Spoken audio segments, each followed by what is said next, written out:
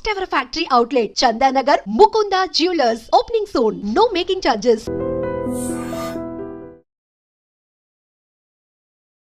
Hi hello నమస్తే welcome back to Iron Media. ఈరోజు మనతో ఉన్నారు మన ఫేవరెట్ ఫైనాన్షియల్ అడ్వైజర్ అయిన రమేష్ పసుపులేటి గారు. ముఖ్యంగా ఈరోజు ఎపిసోడ్లో క్రిప్టో కరెన్సీ, అందులో కూడా ఎలాంటి కరెన్సీస్ ఎలాంటి కాయిన్స్ ఇప్పుడు బూస్ట్ అవ్వబోతున్నాయి, అలాగే రీసెంట్ అప్డేట్ పై కాయిన్ అనేది ఒకటి ఐపీఓకి రానుందని కొంచెం ఇన్ఫర్మేషన్ వచ్చింది. ఇలాంటి విషయాలన్నింటిపై అప్డేట్ తీసుకుందాం. నమస్కారం సార్. నమస్తే అండి సార్, క్రిప్టో కరెన్సీ కొన్ని దేశాల్లో దీన్ని కొన్ని సంస్థలు యాక్సెప్ట్ చేస్తూ ఉన్నాయి. టెస్లా లాంటి సంస్థ అయి ఉండొచ్చు, అండ్ ఈవెన్ ఇవి ఇండియాలోకి రాబోతున్నాయి. ఇండియాలో చూసుకున్న అప్డేట్స్ అయితే జియో కాయిన్ రాబోతుందని ఒక అప్డేట్, పై కాయిన్ ఐపీఓకి రాబోతుందని మరొక అప్డేట్, కొన్ని కాయిన్స్ని గవర్నమెంట్ అలౌ చేయబోతుందని మరొక అప్డేట్ వస్తుంది. అసలు ఈ క్రిప్టో కరెన్సీ ఇండస్ట్రీలో ఏం జరగబోతుందంట?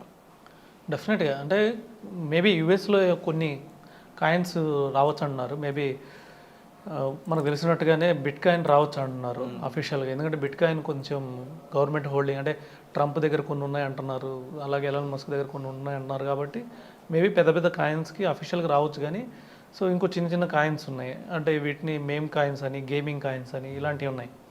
సో వీటికి కొద్దిగా టైం పెట్టే అవకాశం ఉంది. నార్మల్గా ఏం జరుగుతుందంటే ఈ గేమింగ్ కాయిన్ ఓన్లీ గేమింగ్ సైట్స్లోనే యాక్సెప్ట్ చేస్తారు. సో నార్మల్ ట్రాన్సాక్షన్ కుదరవు. సో అలాగే మేమ్ కాయిన్స్ ఉంటాయి, జోక్స్, ఏమైనా జోక్స్ సంబంధించినవి మనం బై చేయాలన్నా కానీ సో వాటి కోసం వాడతారు.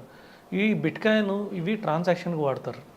బిట్ కాయిన్ కానీ లేకపోతే ఎథీరియం కానీ, సో ఇవన్నీ బ్యాంకింగ్ కూడా వాడతారు.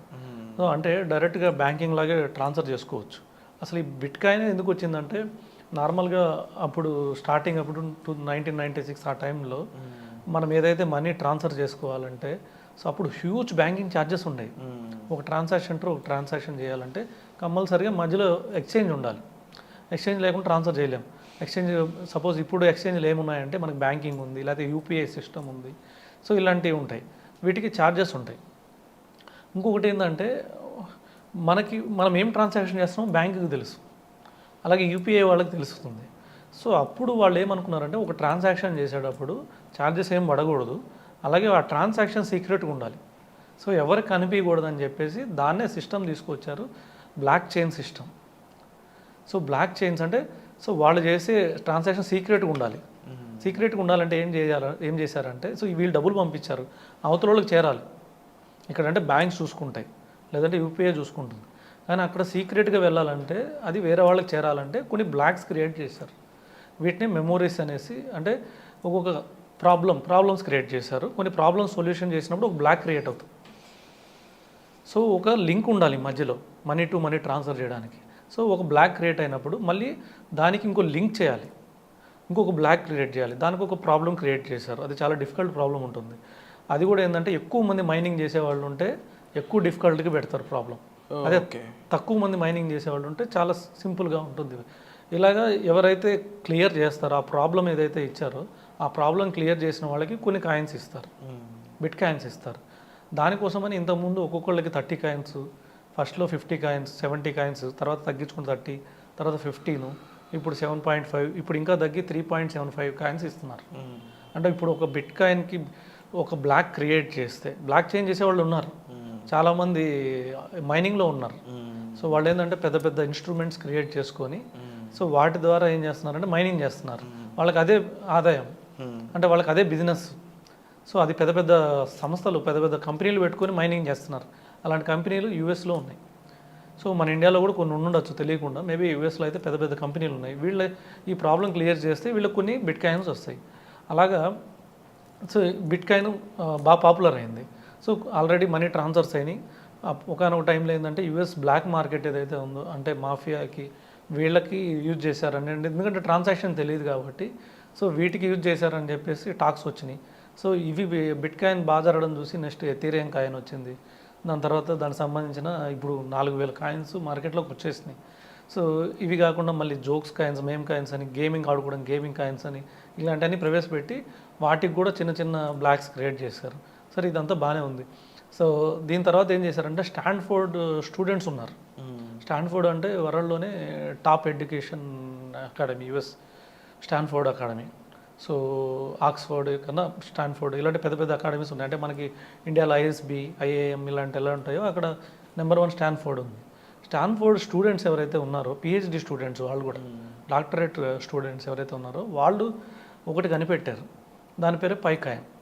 పైకాయిన్ ఏంటంటే వరల్డ్ లార్జెస్ట్ నెట్వర్క్ ఇది. ఓకే.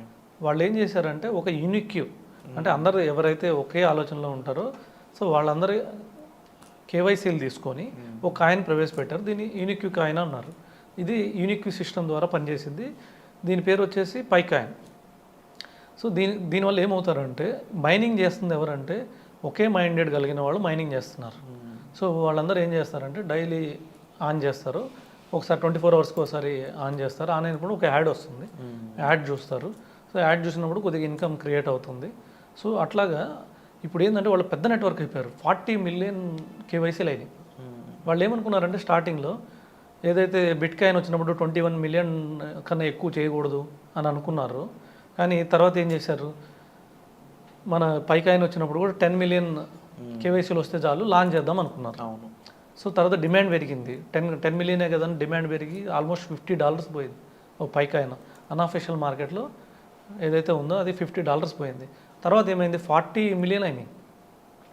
వాళ్ళకు లాంచ్ చేసే టైంకి 40 మిలియన్ కేవైసీలు అయిపోయినాయి. ఇప్పుడు ఒకరొకరు రెఫర్ చేసి 40 మిలియన్ అంటే మ్యాక్సిమం పీపుల్ ఎక్కడ ఉంటారని మన ఇండియాలోనే ఉంటారు.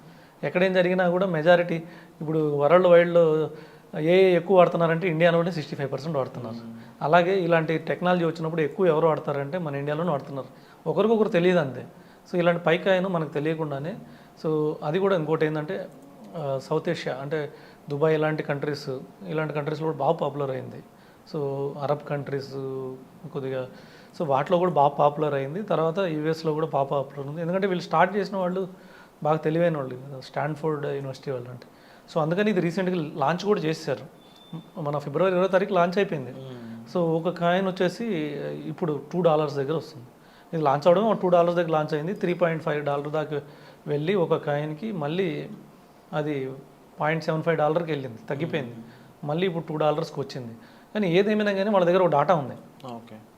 వాళ్ళ దగ్గర ఉన్న డాటా ఏంటంటే 40 మిలియన్ కేవైసీలు. ఇప్పుడు మన ఇండియాలోనే 40 మిలియన్లో 1 మిలియన్ మన ఇండియాలో ఉంటారు. అవును, డెఫినెట్గా 1 మిలియన్ 10 మిలియన్స్ కూడా ఉంటారు మన ఇండియా. సో 10 మిలియన్ కేవైసీలు అంటే 10 మిలియన్స్ ఆధార్ కార్డులు వాళ్ళ దగ్గర ఉంటాయి. ఇది ఎవరికైనా అమ్ముకోవచ్చు వాళ్ళు. 1 crore. 1 crore. ఈ నెట్వర్క్ని వాళ్ళు ఎవరికైనా అమ్ముకోవచ్చు. సో ఈ విధంగా ఇది పెద్ద మార్కెట్ వాళ్ళకి. అందుకనే పైకాయిన్ బాగా పాపులర్ అయింది. ఇంకా ఫ్రీ మైనింగ్ ఉంది. March 31 వరకు ఫ్రీ మైనింగ్. ఎవరైనా రెఫర్ చేస్తే ఒక కాయిన్ ఫ్రీగా ఇస్తున్నారు. తర్వాత నుంచి ఓన్లీ కొనుక్కోవడమే. ఓకే. అది పైకాయిన్ గురించి. అంటే మార్చి తర్వాత అవి అమ్ముకోవచ్చు కూడా. మార్చి తర్వాత అమ్ముకోవచ్చు, ఇప్పుడు అమ్ముకోవచ్చు. ఇప్పుడు కూడా కొన్ని ఎక్స్చేంజ్లు ఆల్రెడీ లిస్ట్ అయింది, అమ్ముకోవచ్చు. $2 వచ్చింది ఒక్కొక్క కాయిన్. ఓకే. $2 అంటే 160 రూపీస్ ఇండియన్ మనీ. 160+. సో ఎవరైతే పైకాయిన్ ఆల్రెడీ మైన్ చేస్తున్నారో వాళ్ళు కొంచెం బెనిఫిషరీకి దగ్గరలో ఉన్నారని చెప్పొచ్చు. అండ్ ఇదండి లేటెస్ట్గా మనకి ఓవరాల్గా బిట్ కాయిన్, పైకాయిన్ అండ్ కాయిన్ సంబంధించిన ఇన్ఫర్మేషన్ అనేది. దీనిపై మీకు మరింత అవగాహన ఇన్ఫర్మేషన్ కావాలనుకున్నట్లయితే మీరు డైరెక్ట్గా సార్ని సంప్రదించవచ్చు.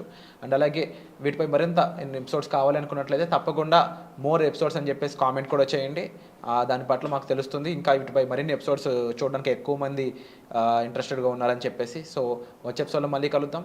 Thank you so much for the information sir. Thank you.